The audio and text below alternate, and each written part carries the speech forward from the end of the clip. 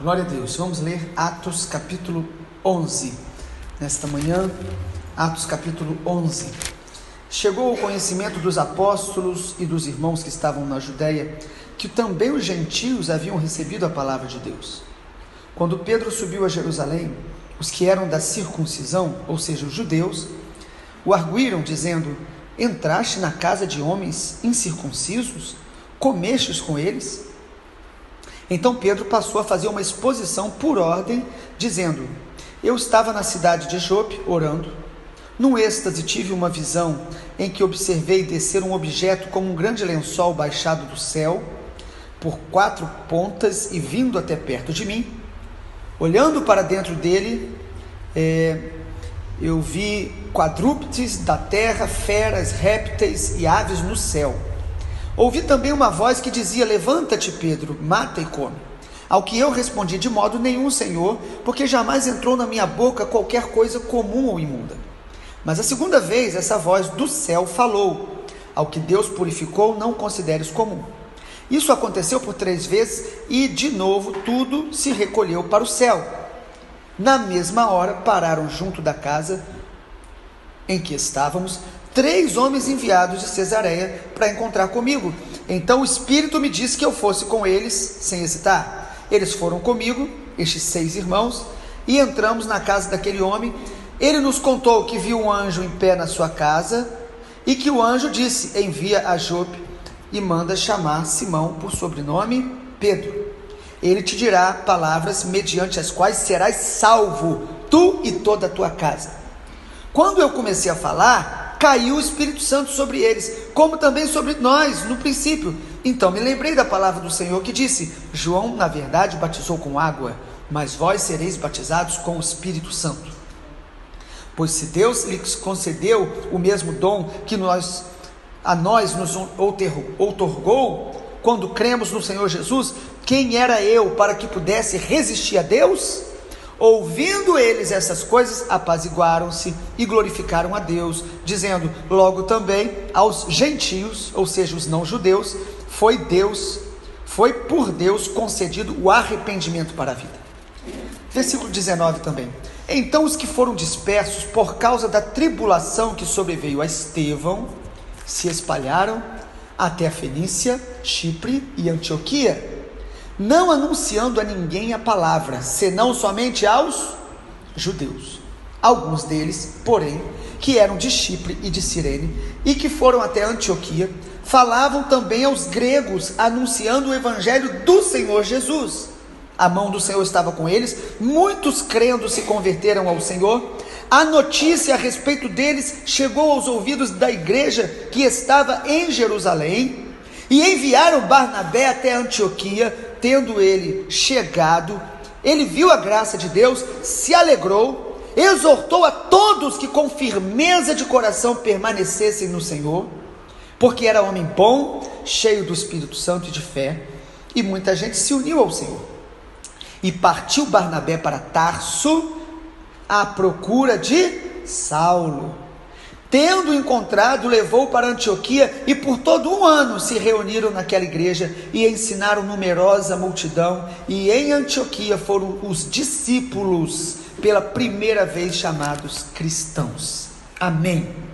O capítulo 11 de Atos fala sobre a igreja compreendendo o chamado missionário.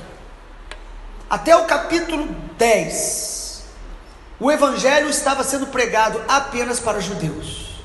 No capítulo 11, Deus tem que trazer uma revelação especial para Pedro, uma visão, tem que enviar um anjo para Cornélio, e naquele encontro muito especial, o evangelho chega a Cornélio, um não-judeu.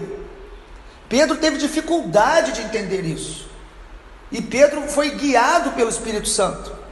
Mas no capítulo 11, que nós acabamos de ler, o que acontece, o que ocorre é que o Pedro, que teve que ser convencido pelo Espírito Santo, agora ele tem que convencer a igreja, porque os irmãos de Jerusalém ficaram sabendo da bênção, mas às vezes uma bênção incomoda muita gente, porque Deus alcançou pessoas que eles não acreditavam que Deus poderia alcançar. Deus alcança a Todo tipo de pessoa, todo tipo de nação, basta a pessoa abrir o coração para a verdade e o evangelho de Jesus vai alcançar. Pedro então explica como foi o encontro dele com Cornélio, em detalhes. Ele conta, parecendo que a gente está lendo o capítulo 10 de novo. Ele conta com detalhes, e os apóstolos e os irmãos em Jerusalém, porque a igreja nasce em Jerusalém, aquela igreja que só tinha judeus convertidos, escuta tudo e não tem muita dificuldade. No versículo 18 diz: ouvindo essas coisas, se apaziguaram, se acalmaram e começaram a glorificar a Deus, dizendo: também aos gentios foi dado por Deus arrependimento para a vida. Olha, Deus também vai salvar todas as nações. Como que pode? Jesus ensinou isso a eles o tempo todo. A Bíblia toda fala que Deus quer salvar a todos os povos, mas como nós temos dificuldade de sair do nosso mundo, do nosso egoísmo, de pensar só em nós mesmos, às vezes em nossa família, em nosso bairro, Deus quer salvar a todos, e quando a gente abre os nossos olhos, amado, a gente vai ver que a seara é muito grande, e que nós podemos falar: Senhor, eis-me aqui, usa-me.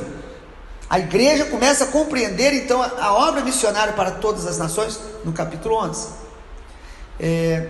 Mas uma outra realidade que aparece nesse texto, além da igreja de Jerusalém começar a compreender o evangelho, o texto também mostra no versículo 19, que o evangelho começa a alcançar muitas cidades diferentes. O evangelho começa a se espalhar em outras cidades. O versículo 19 diz: os que foram dispersos por causa da tribulação que sobreveio a quem? A Estevão. Os irmãos lembram de Atos capítulo 8, versículo 1? A gente costuma dizer: quem não pratica Atos 1:8 vai praticar Atos 8:1, se você é de Jesus. Em Atos 8:1, por causa da perseguição de Saulo, onde Estevão foi morto, diz que o evangelho, os irmãos foram sendo espalhados, e ali não falam os apóstolos, falam irmãos, não fala nome, fala evangelista. Eles saíram porque quem é discípulo de Jesus vai pregar, anunciar o evangelho de Jesus por onde passar.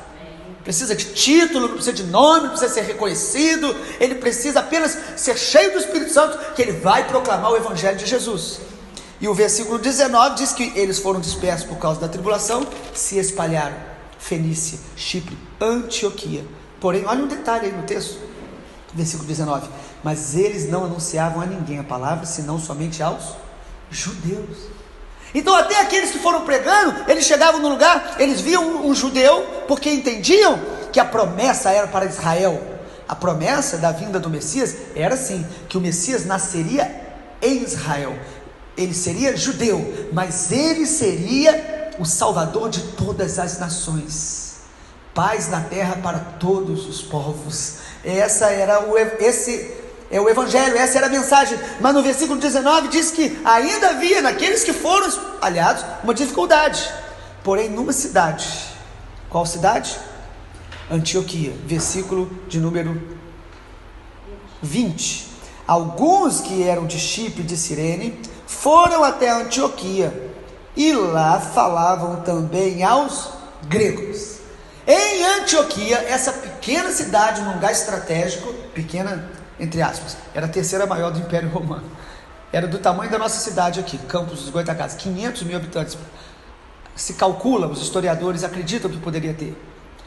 Antioquia, talvez porque estas pessoas que foram alcançadas ali pelo evangelho estavam com a mente um pouco mais aberta, o Espírito Santo usa a igreja para começar a pregar para quem não é judeu.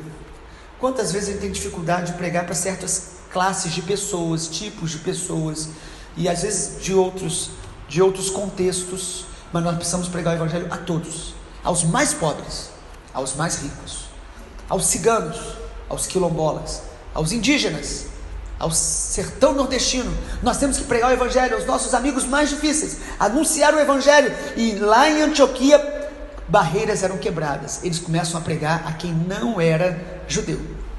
Em Antioquia, o evangelho é anunciado a outros povos.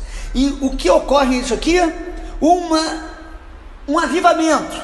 Olhando o texto, você percebe isso, que muitos creram. Versículo 21, muitos creram, a mão do Senhor estava com eles, e se converteram ao Senhor.